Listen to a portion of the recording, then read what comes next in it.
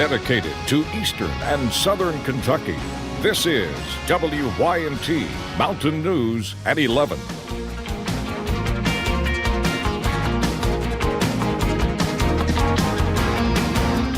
Good evening, I'm Steve Hensley. Today, Governor Beshear announced the lowest number of COVID-19 cases we have heard in quite a while. 87 new cases were reported today, bringing the state's total number of confirmed cases to 4,146. 5 more people lost their lives to the virus. The death toll now stands at 216. Nearly 100 of those are in long-term care facilities. 1,521 people have recovered.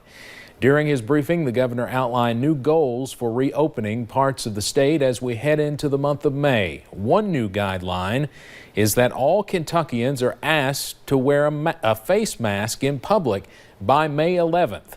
Shelby Smithson has more on that new requirement, which is getting mixed reaction. Like there's a light at the end of the tunnel. That's how Governor Andy Beshear described his outlook as we got the first glimpse of a schedule to reopen not only healthcare services, but also the rest of the economy. Going through this tonight, I hope gives you an idea of how we're going to gradually do this in a safe way with strict compliance to 2 guidelines. May 11th is the date. Beshear says Kentucky will begin a gradual easing of restrictions that looks more like the White House's Phase 1. It's also the date Beshear asked that every Kentuckian have secured a cloth mask, and for businesses, masks will be mandatory. As we reopen things, COVID hasn't gone anywhere. The cloth mask really isn't to protect you as much as it is to protect the other people around you. But in combination, if we're all wearing masks, we do each protect each other. Protecting each other as we transition from being healthy at home to being healthy at work. As businesses begin to open and we start increasing the number of contacts we each have, health leaders say everyone wearing masks out in public and maintaining the 6 feet distance between other people are going to be more important than ever. I urge you to not become complacent. Just because the disease right now seems to be at a plateau, it is not time to feel that you are safe. It is not time to feel that this is not still a serious threat. This is exactly the time when we are at risk for the greatest harm if people start to get lax about complying with the things we ask you to do. As we all accept that the light at the end of the tunnel may look a little different for a while. Shelby Smithson, WYMT Mountain News. As the governor announces dates for certain businesses and industries to open up, he says they can only do so if they are capable of following the new guidelines in place. Tonight, we are learning that Elkhorn City Police closed down their Dollar General store for not following social distancing guidelines. Police Chief Bobby Sexton says 2 people, 1 worker and 1 customer, were cited tonight. Sexton says his department will take the necessary measures to ensure the safety of its people. It is not clear how long the store will be closed. The number of confirmed coronavirus cases in the United States is now approaching 1 million. While the number of COVID-19 deaths has climbed above 56,000. Today, President Trump suggested that schools in some states may be able to reopen during the current academic year. Of course, that's already been ruled out here in Kentucky. Parts of the U.S. are taking steps toward a return to somewhat of a normal life, and task force officials went over new guidelines for how that should be done. Governor Beshear is pushing for more testing availability across Kentucky. 5 ARH locations in Floyd, Perry, Letcher, and Morgan counties are now offering tests. WYMT's Emily Bennett spent the day at one site in Prestonsburg. The need for COVID-19 testing is at an all-time high. If we know someone is positive, especially if they're not showing any symptoms, then we can make sure that they are at home and isolated. Appalachian Regional Healthcare is now offering free testing to anyone in 4 different counties in eastern Kentucky. You'll have a certified medical professional come out and do the swab for you. You don't have to do it yourself, which is a good thing. So it proves the accuracy of the test. ARH partnered with the state and Gravity Diagnostics, which means they're receiving test results quicker than many other sites. Our turnaround time's been awesome so far. Typically, we have results back less than 24 hours, usually around the following day, around 4:30 in the afternoon. Highlands ARH in Prestonsburg is a hub site, meaning they receive a set amount of tests each day, distributing them to testing sites in the region.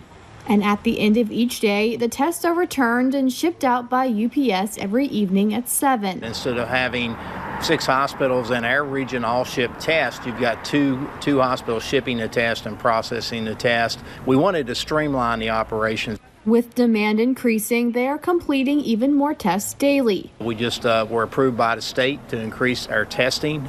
We had 70 tests that we were getting in, and that's been increased to a little bit greater than 200. Encouraging everyone to take advantage of the testing to help flatten the curve. In Prestonsburg, Emily Bennett, WYMT Mountain News. Testing is available Monday through Friday from 8:30 a.m. until 5:30 p.m. You can find the full list of testing locations on our website at WYMT.com. Today, some healthcare-related facilities reopened in Kentucky, referred to as Phase 1. Things like dentist offices, chiropractors, and a handful of other services are back and operational. But things are different. At Fugate Family Chiropractors in Perry County, they are no longer allowing people to wait in the waiting room. Patients are wearing masks while staff are doubling up on them, and surfaces are being cleaned every time someone leaves the room. I just want patients to know they need to be at ease when they come in here, knowing that we're obviously all of our employees have been. We're also practicing social distancing and also wearing our masks and wearing our gloves, and we're cleaning in between each patient, and also the therapists are cleaning in between each after each therapy, and we're cleaning the bed after each chiropractic adjustment. Fugate Family Chiropractic is also having patients wear masks as well, and you must have an appointment.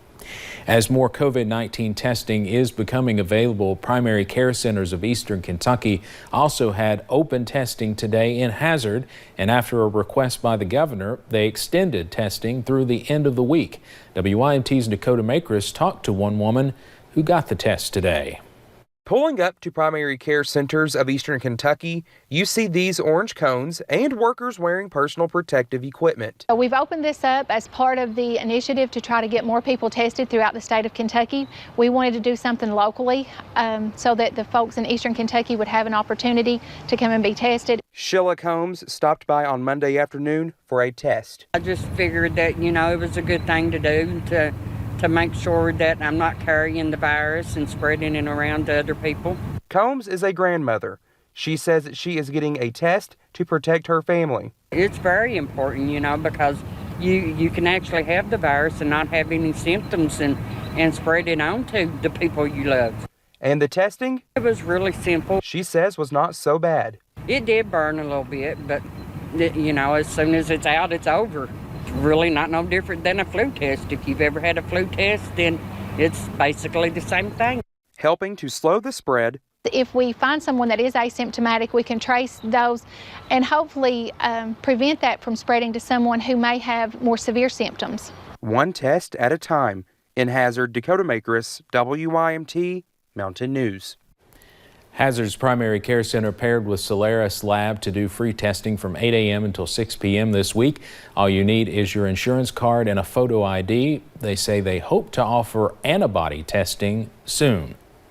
State officials say they will resolve many of the issues with applying for or receiving unemployment by the end of this week. Many people say despite trying to apply, they are still having no luck. One man says he did get his first payment, but is running into roadblocks receiving any more. It now says that I'm back under a protest. The governor promised over the weekend that anyone who filed in March will get results by the end of this week. Kentucky's nursing homes are getting hit especially hard by COVID-19 right now. 6 residents at Jackson Manor Nursing Home have died from COVID-19. The Cumberland Valley District Health Department says at least 51 of the county's cases are connected to the nursing home. But some good news tonight. One employee is home after being hospitalized. Grace Feinerman has her story.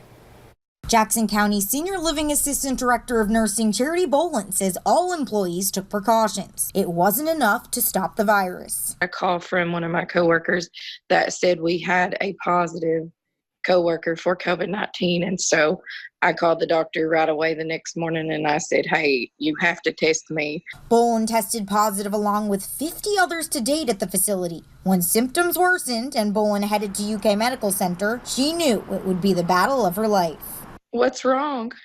And I said, I'm going to be here for a while. I was scared. Very scared. Bolin spent time in the ICU, her body struggling to keep oxygen levels up. She was put on high-flow oxygen, which she says is the last step before intubation.